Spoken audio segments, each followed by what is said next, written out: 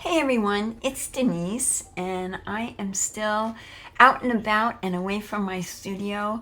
But as I mentioned to you in an earlier video, when I talked about taking a little sabbatical, I did line up a few videos to share with you while I was out and about. So this is one of them, and it's pretty simple. It's 3 of the paintings that I had talked about at the beginning of the year when I talked about finishing pieces off or painting over pieces that I already had. One way or another, it was working on those pieces and bringing them to completion. So these 3 are kind of fun. I just worked with what was there and added papers, added some marks, but mostly I added some really cool cutout shapes, cutout circles. I was in a circular motion. So here they are. I hope you enjoy, and I will see you soon back in the studio. And part of what I have going on with them is I have cut out circles and shapes. And this is in a series. It's kind of going to go with the cutout pieces I showed earlier in an earlier video.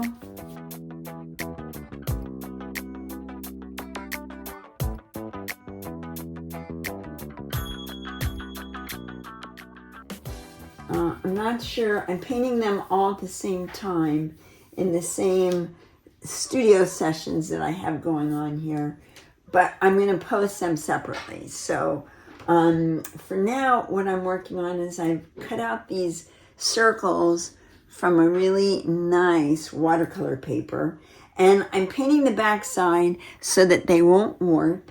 And then I'm going and painting just kind of haphazardly the fronts. So after I cut them out with the paper, well, let me get this part done first.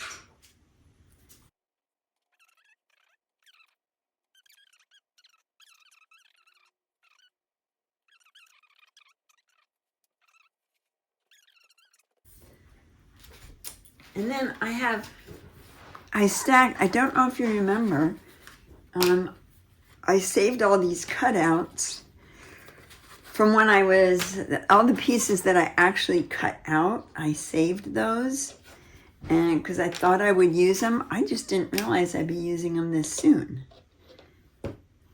This one's going to go here, but it's not quite dry yet, so I don't want to lay it down.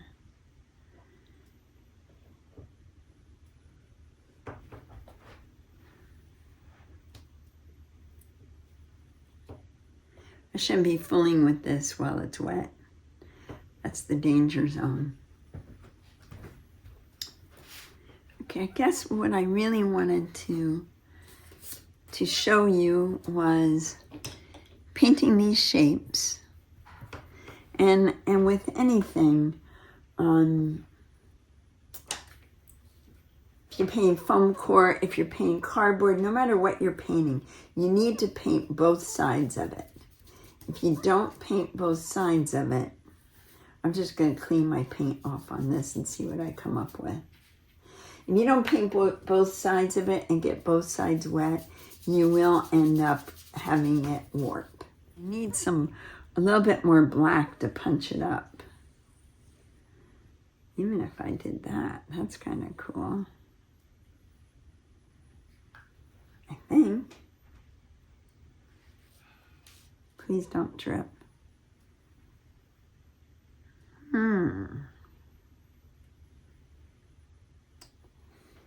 Might be too busy.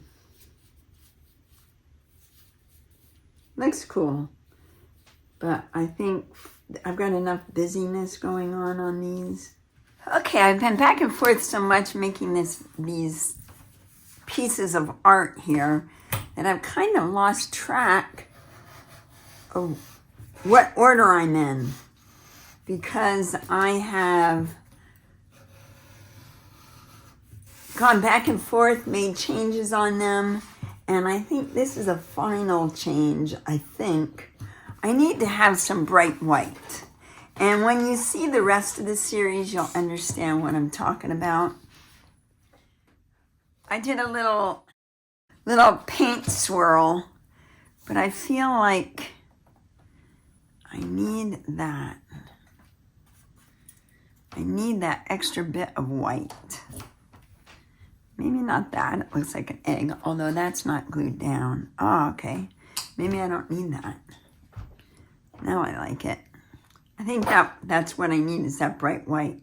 If I put that there. Now these pieces are not glued in, these big circles, but I did my paint squiggle over them, so they kind of have to line up.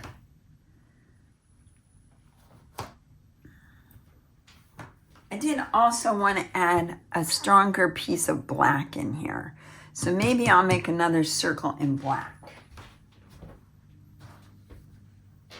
And these circles are really so easy to make. You just need to make sure you have a really nice, sharp knife.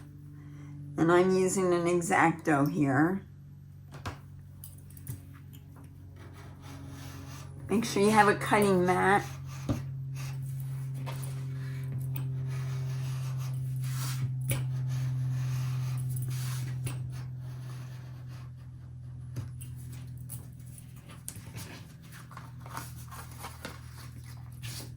Oops. And so this can be, is that dry? Yes. This chunk right here is not dry.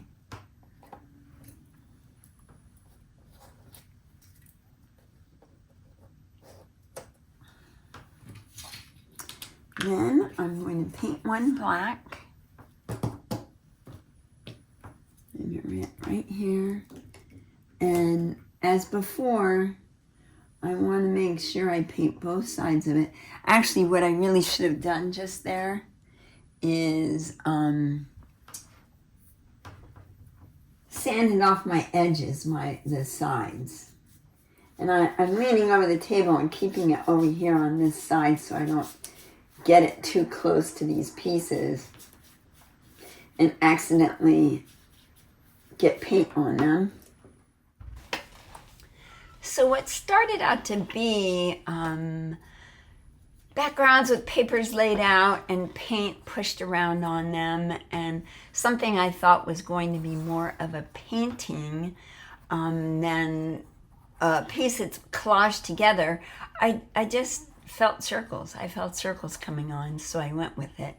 And as you have seen through the video, I cut them out using mostly scrap paper and picked my color palette and stuck with 3 circles per panel.